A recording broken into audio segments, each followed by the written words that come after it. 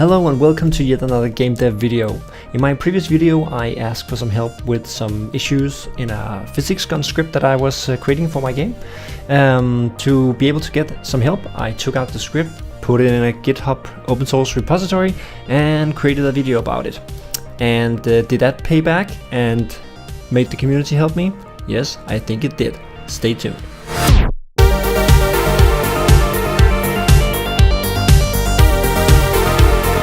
So what happened was that a guy from UK commented on my Reddit post where I posted the video, my last video, and said that it looked interested and he would take a look. And kind of while I was making dinner for my kids and got back to the computer afterwards, there was a pull request with basically the two issues I had fixed plus some extra stuff. And that was pretty awesome, and I didn't expect that much help that fast. So that was really awesome. We started then chatting back and forth on Discord and have been so like over the past week and a half, and really make this script really cool. I can say it's the best physics gun implementation I have seen for Unity ever.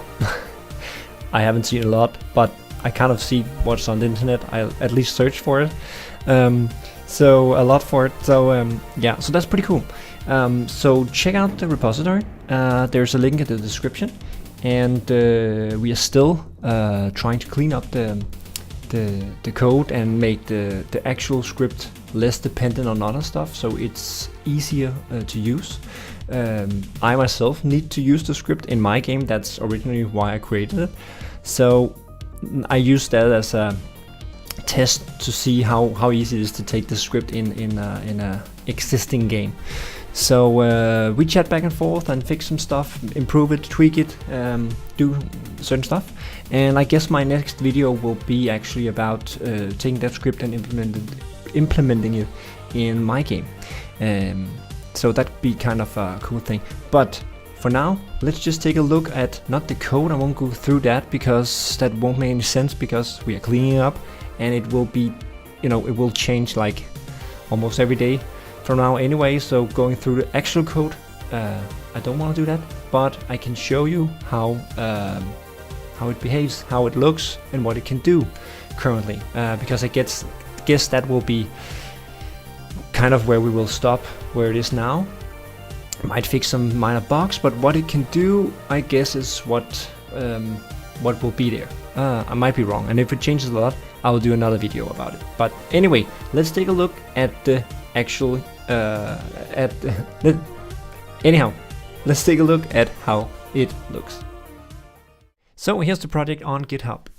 We will most likely include some kind of getting started guide, and hopefully it will be so easy that it's a 1, 2, 3 thingy, just to include the scripts. The script, not script, but script.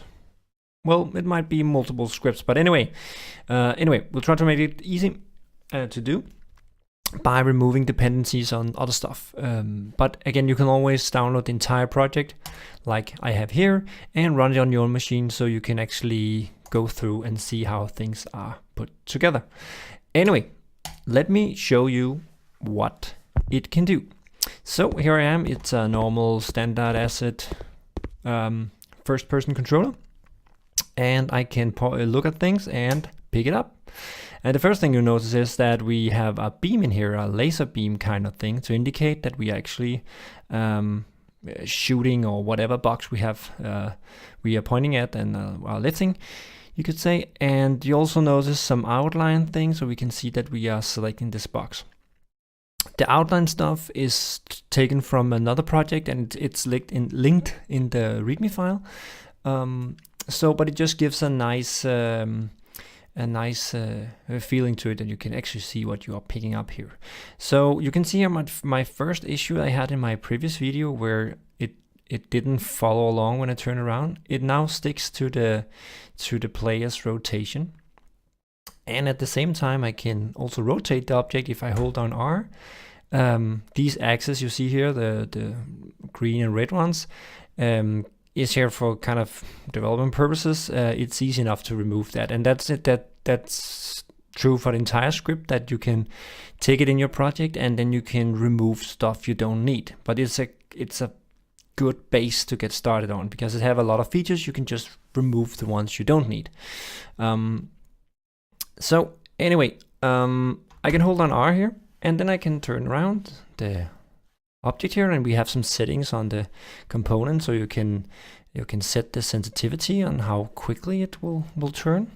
You can also hold down control, I think it is. Yeah, control, and it will turn faster. I guess you can't see that, but I can feel that with my mouse. You need to get the sample yourself and try it out to really get a sense of this, but it works pretty good.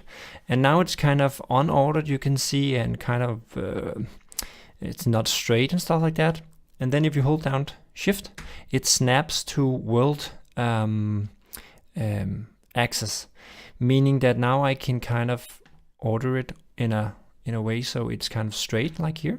I can turn around here, and this is used to align stuff. As you can see in the left here, we have some snapping angles and some snap rotation axis, and that's for changing this behavior if you want. Right now it snaps to angles of 45 degrees, but you can also change that to 90 degrees, for instance, if you want. The player axis is where it snaps.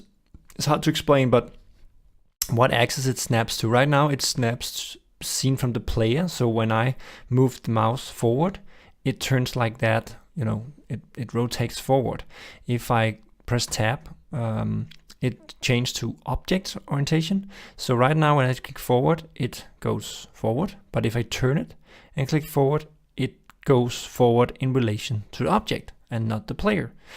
And to some people this is the most intuitive, and to other players the other one is most intuitive. In my game, I think I won't give the players the option to pick. I will just pick the one I think is correct, and then have people to get used to that. Kind of not to make too many options for people. But anyway, I might change, I might add multiple options, and you can do the same. Anyway, you can see I'm grabbing an object here, and it moves around fast because it's not very heavy. The mass of this rigid body is low. If I pick up the bigger one over here, you will see that the beam is kind of bending more because, yes, the box is more heavy, have a larger mass. So I can take it around here, and I can also, yeah, tip over some of the other boxes here. Another thing I can do is I can scroll on my mouse wheel to get the object closer. Turn around if I want to look at it, inspect it, or whatever I want to do. Snap it back here to get it. I can try to align some stuff. I can do that here. So I can also take it away like that. Pick it up again, go over here. So we can try to align some stuff. So if I do like that, pick some axis, and then I right click, then the object sticks where I put it. So now it doesn't fall, where if I just pick it up normally and remove the mouse, it falls to the ground. So let's take this one up, and let's try to, if we do like rotation and we do like that, rotation here, let's go like this. So now we should, and if I hold down Shift here, and then I look like that, it should be kind of aligned here. It's pretty straight aligned. We can also pick this one up, and we can kind of align that. We can do like this. So now these two should be aligned. And we can also do like this, just to align more. So these two should also be aligned. And aligned, I mean, you know, kind of the gap here is kind of, yeah. Anyway, so we can also take this one up, rotate it around, and all that. It works pretty much as the Garry's Mod physics gun do. Exactly what I was looking for. So yeah, so that's basically it. You can also throw around and stuff. So this is how it works. It's right now it's even better than I dared to hope for when I started out. Yeah, it's just super awesome. As I said, we are still cleaning up the code, removing some dependencies out so it's easier to use. But yeah, you can check out the project now, and you can use it in your game and tweak it as you want. If you find some bugs or have some features you want to add on side of this script, kind of, feel free to do a pull request and let me know what you think about it in the comments, and remember to leave a like and subscribe. Thank you, bye.